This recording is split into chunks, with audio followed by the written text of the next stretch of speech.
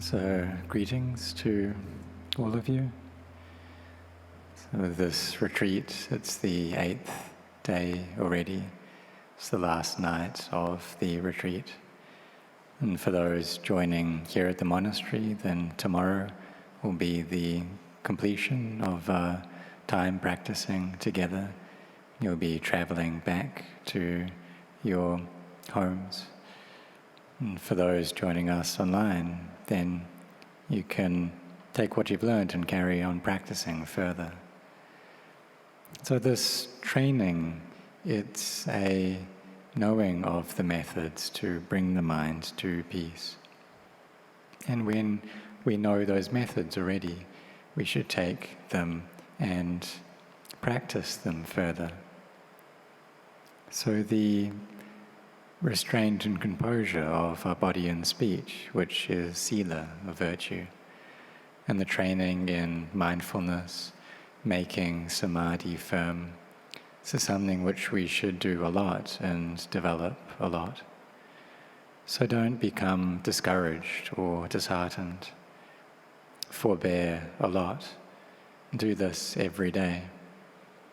And if you put in your efforts without stopping, then in the end you will meet with peace, understand the Dhamma, and have this wisdom arise. And so this arising of wisdom, you gain this knowledge and understanding into the Dhamma, and this appears little by little. So for us here, we have faith, you have sila, virtue, we're generous, and we have wisdom as well. So when we see dukkha or suffering, then that leads us to be sincere in practicing and having this wisdom. So we're not deluded in this world that we've been born into. And we need to caution ourselves and remind ourselves that we must be separated from that which we love and find dear. That all things which are born must die. And they will have old age, sickness, and death as their nature. So something which we should be reminding ourselves on in order to give us effort in the practice, to be generous, to be virtuous, to be cultivating our minds constantly, so that we can reach into the Dhamma. So in this life that we've been born into, we meet with so many different things and experiences, and some of those experiences we just can't explain, that they depend on, or they arise due to the karma that we have made. And so we are born dependent on our karma, related to our karma, abide supported by our karma, like we've chanted tonight. So we should be abandoning the karma which is not good, be developing good karma, doing this a lot, developing this a lot. So when we are constantly reflecting upon the nature of karma, then we will be cautious and composed. Because we still have births and becomings, don't we? So we can say that this today is this current life, and tomorrow is our next life. So therefore today we do goodness, and we'll get the results from that goodness today and tomorrow.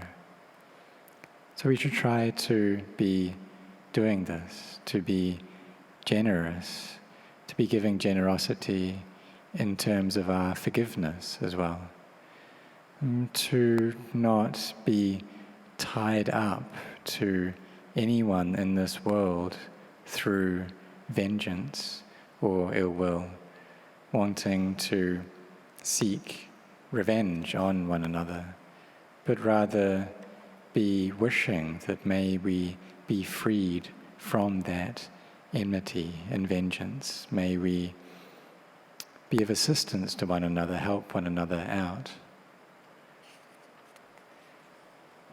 And so for those who receive goodness, we feel gladness in our hearts towards them, rejoice in that. And for those who have avijja, tanha, upadana, ignorance, craving and clinging, controlling their hearts, then we don't act in ways that just makes the situation worse. But rather we have the Brahma viharas in our hearts. And when we have metta, this loving kindness, then our sila, virtue, will become full. And our samadhi, which is firm, won't deteriorate. And then wisdom will arise, and we will experience liberation. And so we do that, we experience that through these practicing generosity, virtue, and meditation, and through having the 4 Brahma viharas, these divine abodes, caring for our hearts. And so may you be set on contemplating this Dhamma and then putting it into practice as well. And when you travel back, then while you're traveling, be contemplating in order to bring about peace in your hearts. Don't just allow that time to go by in a way which just wastes it without giving rise to benefit. So myself and all of the monks here, that we rejoice with you, those practicing here at the monastery and joining us online as well. So may the Buddha, Dhamma, and Sangha protect you, and may you meet with all kinds of goodness and growth. May you develop in terms of your work. May you have good health and strength, and may you clearly understand the Dhamma.